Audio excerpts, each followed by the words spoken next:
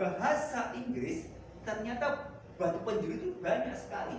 Ada 3 bagian dalam bangunan, yaitu ada cornerstone, ada keystone, dan capstone.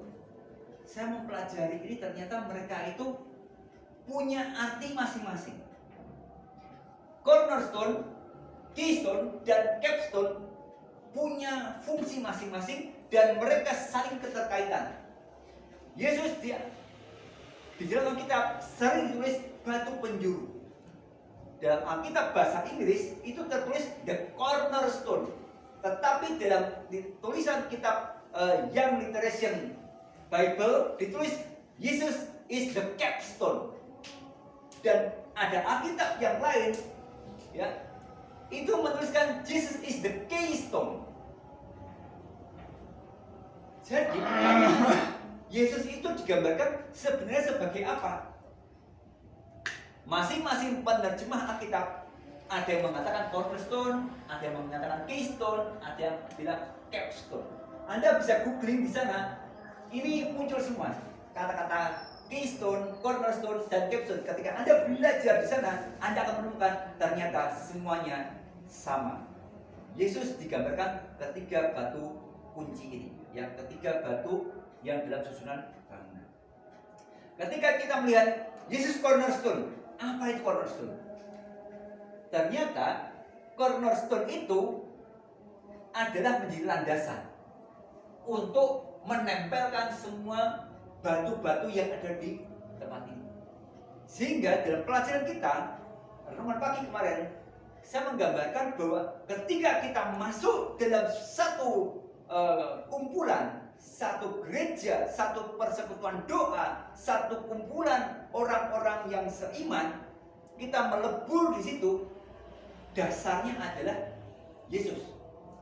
Ya, Petra dan Petros, Petros dan Petra. Ya, kemarin kita belajar Yesus itu bermain kata-kata. Ya, ada Petra, ada Petros.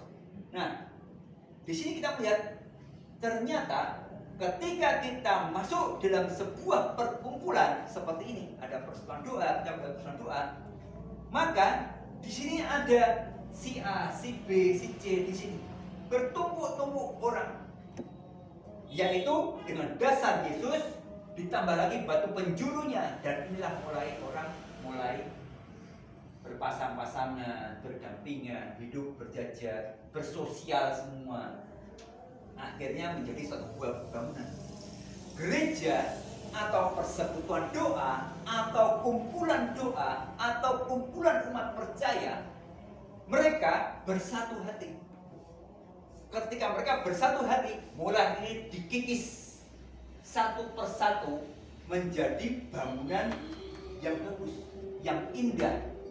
Ada orang yang ketika dia belum bergabung dengan perkumpulan itu, dia mungkin punya kebiasaan hidup yang kurang baik.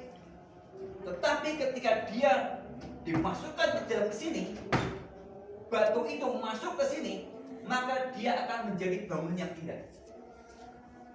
Orang yang hidupnya mungkin sembarangan atau mungkin dia ada tabiat yang kurang bagus, ketika dia masuk ke dalam suatu perkumpulan, perkumpulan itu akan menjadikan dia menjadi orang yang baik.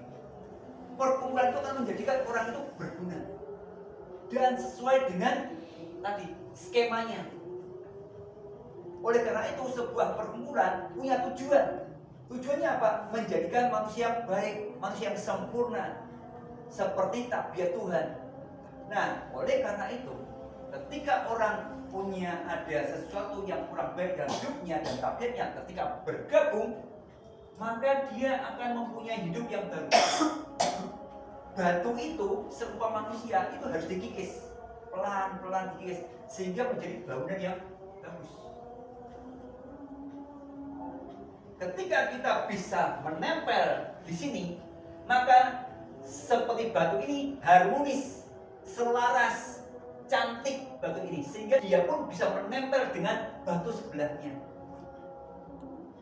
Kalau batu ini tidak dikikis, maka mustahil batu ini bisa menempel dengan batu yang lain. Mungkin Anda dan saya tidak akan bisa berdekatan dengan sahabat kita yang di satu kumpulan ini, kalau kita ada batu kita yang masih ada tajam-tajamnya, harus dikikis. Sehingga ketika dikikis menjadi batu yang bagus. Sehingga batu yang lain ketika menempel dengan batu kita akan lengket. Tapi kalau batu ini tidak rapi, tidak bagus, pahatannya kurang bagus, sehingga batu ini tidak bisa serapi ini. Oleh karena hidup kita juga harus demikian. Hidup kita juga harus selaras. Baik. Orang baik berkumpul dengan orang baik.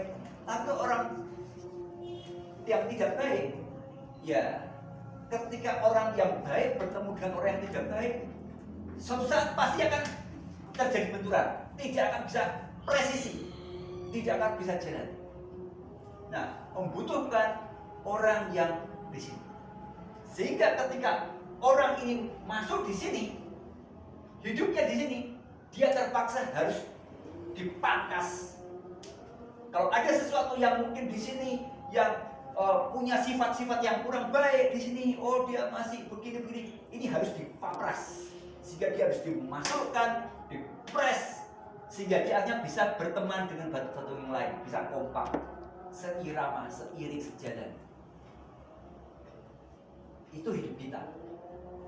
Ketika kita sebagai batu kita berada di luar dari bangunan ini, maka kita tidak berguna.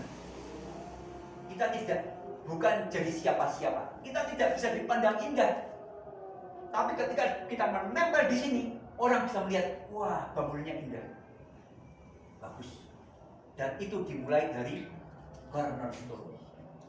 Cornerstone bentuknya seperti ini, maka bentuknya pun ke atas mengikuti bentuk dari cornerstone.